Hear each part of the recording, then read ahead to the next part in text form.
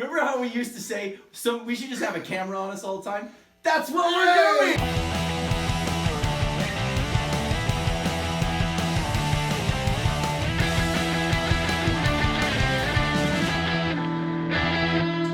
Hello, ladies and gentlemen. Welcome to Week 5 of the 2022 NFL season of The Loop Power Rankings, brought to you by 36 Pitch Productions from the NoHo Arts District Studios in Southern California's beautiful San Fernando Valley. I'm Brian Bird. And I'm Matt Vega. Week 5 is in the books, football fans. It started with a bit of a dud on Thursday night, as I'm sure we'll address tonight.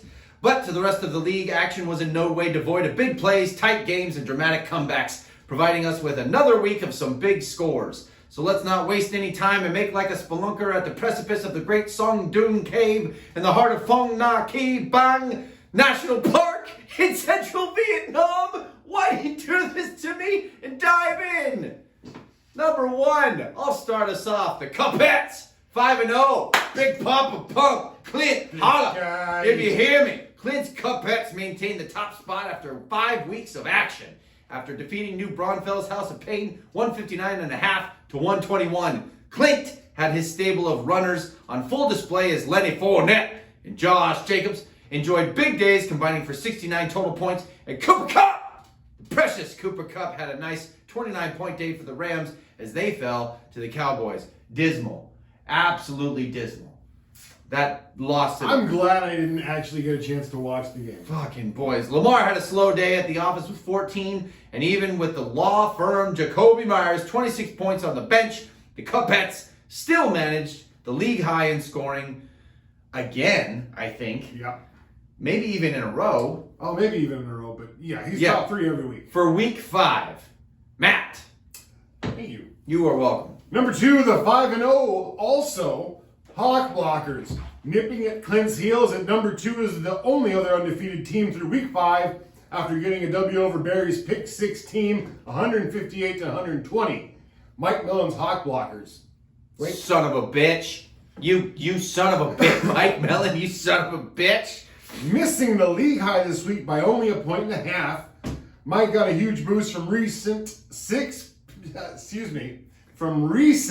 Panther cast-off, the great and powerful Taysom Hill. Captain America. And his 45 points in the flex. That's right, you flex. Because he's a tight end, you can move him wherever the hell you want. God. Kirk Cousins, Kirk to Mr. Jefferson. Connection got a healthy 55 combined points. And Saquon continues his bid for comeback player of the year with 19 points in the Giants' upset victory over the Packers in London. Number 3. Every time I'm going to say that. Number 3, carry-on luggage. 4-1. Abed's carry-on luggage team creeps up into the 3 spot this week after soundly defeating the Virgin Murray to the tune of 147 to 84. After a slow start, Abed has been on a 3-game run and making noise as of late. He had good days from the newly elite Jalen Hurts. How? Every week. Jalen, how is he so good? Hurts with 30 points in the QB. He's so good it hurts. Yes, in the QB spot. McCaffrey had MCM Music Fed run fucking the CMC Russian Factory mastery full of jams. It has to be. Had 23 points as the runner for the skipperless Panthers. And Travis Kelce had a monster game. Welcome back, Travis. With 33 points off of 4 receiving touchdowns on Monday night, making being a large portion in today's week game of the week, which we will get to shortly. Matt, love to see it. You love to see it. We love to see it. Number 4 at 4-1, the 6 Panther. At number 4 is the feistiest kitten in the league, Brian and his 6 Panther team. Brian maintains a top 5 ranking after defeating Asher's Mama 129 to 106.5. Chase Edmonds had another letdown of the game with the goose egg, but Raheem the Dream Mostert did enough with his 23-point day. The Allen and Diggs double dip continues to roll on through, getting a combined 82 points, and 56 of those points coming from Josh Allen alone. Bless him. Bless him. He's, sweet little face. He's the neighbor boy that comes over and just, hey, my mom had some cupcakes left over. Yeah. Do you want some? You want me to sweep out your driveway while I'm here? Could I pick out some worms from your garden? Apparently the boy next door is Shorzy. We'll never lose again. Number 5, Drake from State Farm. Drake from State Farm. 3-2, still in the top 5. Number 5, this guy on my right, to your left, Matt and his dream. Nope, Matt and his team. Drake from State. I will read anything that you write, Matt. Drake from State Farm. After a narrow victory over Jonathan Taylor Thomas, 146 to 132, the tag team duo of the world's most powerful man, Nicholas Chubb, and the most powerful man in the universe, Derrick Henry, came through again with 34 points each as they both amassed over 100 yards rushing and 2 scores each. Patrick Mahomes got his expected 30 points in a Monday night shootout with the Raiders. And through the first 5 weeks, Amari Cooper is the most consistent receiver, bringing in another 20 points. Matt. Hey, number 6, the 2-3 Smoking Herb at number 6, fresh off a pivotal victory over Dane. 152 to 108.5 is James's Smoking Herb team. It was a big day for Austin Eckler against the porous Cleveland run defense as he went off for 40 points. And late mid-round fantasy draft pick rookie running back Breece Hall with the Jets finally had his breakout game, which is really nice with 29 points against Miami. The rest of the team hovered beneath the 15-point mark for the most part, but the collective effort gave James a solid victory. Congratulations, James. Good job, James. Hey, he won. Yay. Won a game. He's champion. Number 7, the Virgin Murray at 2-3. Sage's Virgin Murray comes in at number 7 this week. It's the number of the Lord. These things are not coincidences, people. 7 days in a week. It is an intelligent design. After Her Holiness fell to carry-on luggage 147 to 84 on her way to putting up the league low in scoring. Some decent days from Murray and Devontae Smith with 19 and 18, but no one managed to hit 20 points this week, and both T. Higgins and Tyler Conklin came in with a goose egg for week 5. A double goose egg. Yeah. That hurts, man. Yeah, that's a bad omen. That's a bad omen. That's Goocher. If things don't change soon, man, don't start talking about moons and Goochers. That's baby stuff. That's baby stuff. Nobody believed it. All I know is it was a Goocher. Listen, if things don't change, if things don't change soon, that 37% chance of making it to the playoffs could make a dramatic drop. Matt. Number 8, Asher's Mama is winning at 2-3. Number 8, finishing out the 2-3 teams on the list. Asher's Mama is losing. Hey, at least that's what she did last week against the 6th Panther himself by a score of 129 to 106.5.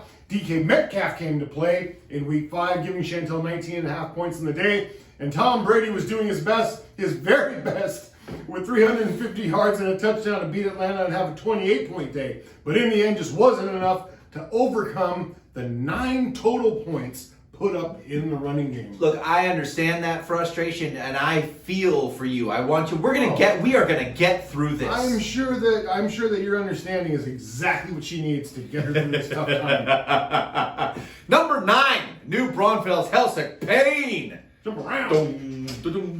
The newcomers Dave and Danny check in at number 9 this week after falling to the current number 1 team, the Kuppets. 159.5 to 121. Ramondre Stevenson continues to impress and progress as he handled the bulk of the Patriots' carries against the Lions and had a 24-point day. The Lions, I heard, not too hard to run on. Aside from that, it wasn't a bad day from House of Pain. It just wasn't God enough. Or good enough. There wasn't even a chance to win it on the bench in this one. Yet for a team that has 2 kickers, 3 defenses, and doesn't seem to care for rotating out their roster, they managed to somehow stay competitive every week so far. Listen, I'm trying to trade you for a running back. Just answer me, yes or no. Please. He's just sitting there. I need you. We're having a proposed trade to New Braunfels. It's been proposed. Oh, well, get on. All right. Obi-Wan, you're our only hope. I'm gonna have to get on the horn. Matt. All right. Number 10. At number 10 is the once mighty Barry and his pick six sucker squad. After falling to the dreaded Hawk Blockers 158-120, TJ Soap Sock, Rocket Sock, Poppin', Hawkinson came crashing back down to earth after Week 4's 41-point performance to deliver a single solitary point in Week 5, avoiding that zero. The running backs were the only ones coming to play as both Dalvin Cook and Jeff Wilson Jr. scored 25 points each, and Alvin Kamara had 28 points, albeit on the bench. Jeff Wilson Jr. Talk about him. Who is this person? I don't know. Okay. That's why I'm just, who the fuck is Jeff? Who does he play for? When's the last great football player you heard named Jeff? Jeff Blake. There's the only guy from the Bengals from the 90s. There's only one Jeff in our hearts. Jeff George. Jeff Goldblum. Jeff George. Who's that? He's a super bald quarterback from the late 80s. Jeff George. Jeff Garcia? Oh, yeah, Jeff Garcia. Okay. Is that his first name? I'm like, is his name that's actually the level, Jeff? Yeah. Is it? No. Is it? No. Is it Jeff? I don't know, but that's the level of player you're getting. That's what you get with a Jeff. That's your ceiling there. That's it. All right. Number 11, Dane Almacher. Dane comes in at number 11 this week as the lowest scoring of the 1-4 teams after dropping his third in a row to Smoke and Herb, 152 to 108.5. Geno Smith and Devontae Adams were the only ones keeping this team competitive in Week 5 with 31 and 32.5 points respectively. Running backs Connor and Robinson put up a combined 11 points, and Darren Waller is banged up, putting up a goose egg at the tight end spot. Timeout. What's going on with all of the running backs this year? I don't know, because mine are awesome. God damn it. You got all the good ones, Matt. Both of them. What else is new? Matt! All right. Oh, here we are. We're at number 12. The loneliest place in the power rankings. Another power rankings. Another week of Eric and his Jonathan Taylor Thomas team looking up at the rest of the league. Still seeking his first win, he did some amazing roster shuffling and waiver wire diving to put together a solid team in a losing effort to Drake from State Farm. 146 to 132. Lockett came back to life with a 30-point game against the Saints. Mark Andrews and Mike Williams had some good showings with 22 and 25 points. And in fact, it is not Eric's team that can't score points. He's middle of the pack in scoring, but middle of the pack in points won't cut it when you happen to be number one in points scored against by a fairly wide margin. You know, this is an unfortunate thing because he's competitive. 130 points. I was actually, I'm like, right. Like every week you don't expect to lose with 130 points. You know what sucks is everybody plays their best game against him. I don't know if it's spite. I don't know if it's just the will of the gods, but I'm starting to have a heart for Eric. Because he's just getting it stuck to him, man. Yeah. You know? And then in the chat, what did he say? He was saying, well, as long as the Rams stick to the Cowboys, I'm happy. I don't care about fantasy. And then that happened, and then you get the double. It's not your season, bud. Yeah, you get the double dipped. But I feel you on that too. We're getting finger cuffed, ladies and gentlemen. It's time for the Week 5 Game of the Week highlights. Week 5 Game of the Week highlights the divisional matchup between the Ketchup City Chiefs and the Las Vegas Showgirls. With 8.5 left in the first, the Las Vegas Raiders on 4th and 1 would make the premier strike from their own 43. Derek, get out of my dreams and get into my car to Devontae Adams for a 57-yard touchdown. The score is 7-0. Beginning of the second, same team, Josh Jacobs smashes his way through and to the end zone for the Raiders' second score. It's now 14-0. After Carlson, same team, hits a 53-yard field goal, and Kansas City is down 17-0 in the first half. We are all left scratching our collective heads. Chiefs showed signs of life just before the half with McKinnon from their own 36, breaking a bunch of tackles and flips the field to put the Chiefs within striking distance for Patrick McKetchup to connect with who other than primary red zone target Travis Kelce with 4 minutes left in the half. Oh, that was so good. Carlson would hit again. Yes, he did. We'll get to that in a moment. We'll revisit that. I was going fast. Carlson would hit again, this time from 50 for the Raiders. And the Chiefs' replacement kicker, babyface diaper butt Matthew Wright, would hit from 59 yards out, a franchise record. As the half closed, yes, the second half begins with the Raiders ahead, 20-10. That's right, the Raiders, 20-10 against the Chiefs in the Ketchup Bowl. Hat trick Mahomes would connect with Kelce 3 more times in the game, and Carlson would hit again from 47. With the Chiefs ahead 23-30 with 4.5 left in the fourth, we'll find yet another big yard connection from Derek Carr to Devontae Adams. Man, do these guys play favorites. They would then attempt to go for 2 and fail! They failed! Going for 2! There's hardly any time left, and you went for 2? I appreciate trying to win the game, but fuck! Send it to overtime. Give yourselves a chance. It's not like it's preseason. Leaving the score 29-30, the Chiefs would then get the ball and give it back without a score. And with the Raiders having the ball, as the clock faded away, Derek Carr threw to an open Devontae Adams, or at least he would have been if he hadn't been run into by Hunter Renfrow on the out. Both men fell to the ground, the ball falls to the grass, the clock falls to 0, and the Raiders collapse to 1-4 after yet another devastating loss. And the Hines tribe ascends to 4-1. The final score, 30-29. The Kansas City Chiefs in Kansas City. Mentionable contribution in this one goes to, shocker, Kendrick McHines, handing 30 points to Drake from State Farm, affording him a last player playing come-from-behind victory over Jonathan Taylor-Thomas, keeping Drake from State Farm in the top 5, and JTT dead last and without victory. And now, for next week's highlights, we give you Matt Vega. You don't want to be the guy who gives anybody their first victory of the season. Oh man, you don't want to do that. You don't want to be in that Yeah, position. that's right. Speaking of which, who's going to be in that position but the Hawk Blockers? Ooh. 5-0 Hawk Blockers versus 0-5 Jonathan Taylor-Thomas. So that should be a fun one to watch. Hopefully it's not a, what do they call that game? The lull game, the sleeper game, a blowout? No, the one where you think you're just going to fucking cruise by. Oh, yeah. And they bite you in the I ass. thought it's called a sleeper. Isn't that called a sleeper? Yeah, something like that. It's called a, nope. Underdog, upset. It's an upset. Yeah. It's called an upset. Sure. Yeah. All right, so let's hope for the upset. Well, at least if you're Clint.